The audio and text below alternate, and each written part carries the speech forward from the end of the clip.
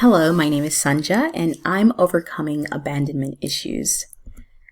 The root of my abandonment issues stems from being abandoned by my father when I was 6 years old, as well as being sexually molested at the age of 9 by a family member that spanned it for almost a year. I believe that those were the backdrop of me developing these abandonment issues in my relationships. My current situation, well, I am, currently getting over a recent breakup. And when I say recent, I do mean like a couple of weeks ago. And so recent, so fresh that this is actually my last day at work because I was actually working for him. So this has been an extremely traumatic and complicated situation because, he was actually a mentor, a best friend. He was a lot of things to me, and he gave me a lot of, helpful information, for my business and for my life. And, I fell completely. I was completely enamored with him, because of all that, he was to me. I even dedicated my book to him, okay? So yeah, he definitely meant a great deal to me. And so I am going through, getting through the letting go phase of this, of this breakup. And we actually saw each other for a little over a year. So it's been a very traumatic experience, and I wanted to share it because I know that there are other people going through similar situations that may think, what is wrong with me, or am I crazy? Like to be feeling like someone has died, and feeling depressed and feeling like you can't really move forward in everyday life. So I've been studying. I wanted to talk about Susan Anderson's SWIRL. This is the stages of this breakup, the grieving process, if you will, because people that have abandonment issues, in most cases, when someone leaves or there's a breakup, there is a process of grieving that loss, and it is a very dramatic process, and sometimes it's a lengthy process. So let's go through. The first is shattering. Your relationship is breaking apart. You're devastated. You succumb to despair and panic. You may be suicidal, and, you feel attached to your lost love as if you'll die without them. That is when, sometimes people do really extreme things because they feel shattered. They feel completely devastated by this person leaving their life, this person who they've made to be, everything to them. And I can definitely relate to the shattering because it's definitely devastating.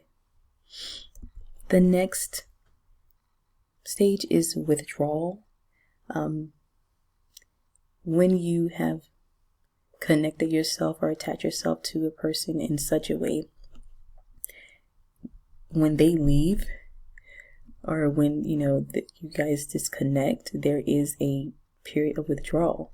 You may, lose weight, not be able to sleep, obsessive thoughts, waiting for them to return. You have, cravings for them, yearnings for them, and that is going through that withdrawal. So I am in the thick of that and know exactly how that is, but I've been definitely, distracting myself with work and with exercise and with all the other things that I am trying to do. I'm a single parent, so I definitely have other things to think about, and that's what I try to do as I'm going through the withdrawals.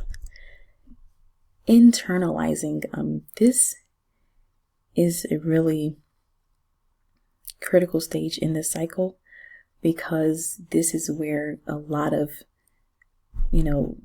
emotional damage can occur. And this is done by yourself to yourself, where you are, you're isolated and you're, beating yourself up about what you could have been, what you should have done, if only I would have done this, etc.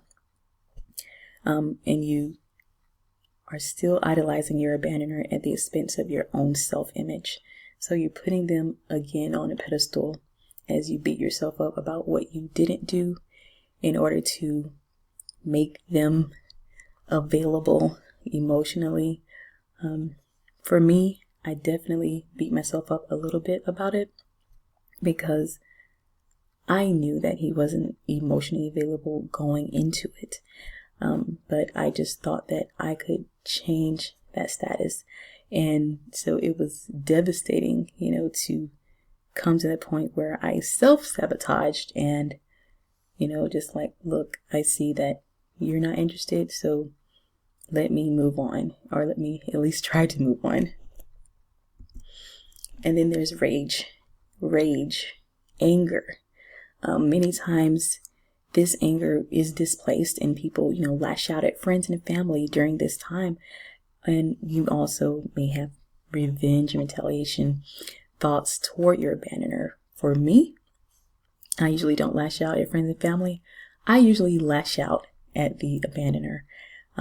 And I believe that is still a form of self-sabotage, because if they were considering, reconnecting, I'm sure that I may have said some things or done some things that would totally, put that thought out of their minds. And I now know that that was definitely the outer child acting out. And so this realization and going through the strategies and, reprogramming and meditations is all to get myself back to that place before the abandonment, that place where there is self-love, that place where there is a healthy attachment, and that place where I am not attracted or attaching myself to men that are not emotionally available. And lastly, there's the lifting. You feel the emergence of strength. I'm wise going through the situation. I've learned a lot. And you're engaging in the recovery process and you get ready to love again. For me, right now, I like loving again at this moment. It just really sounds like something in the very, very far future, but I know that's because of my emotional state right now. So take your feelings with you when you lift so that you don't lose connection with yourself. Because abandonment, when we're facing those issues, we abandon ourselves in order to give to that person that we've, made to be so important in our lives.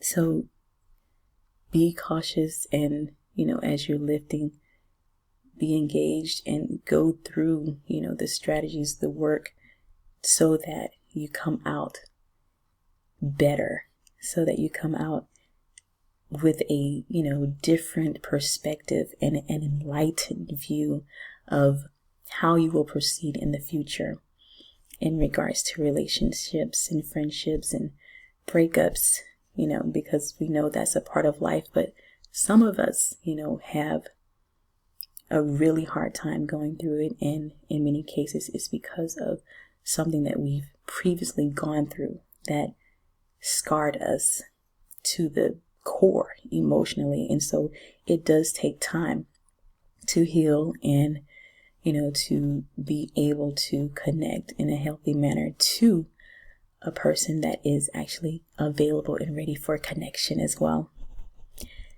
And if you want more information, abandonment.net, that's Susan Anderson's site. That's where this information came from.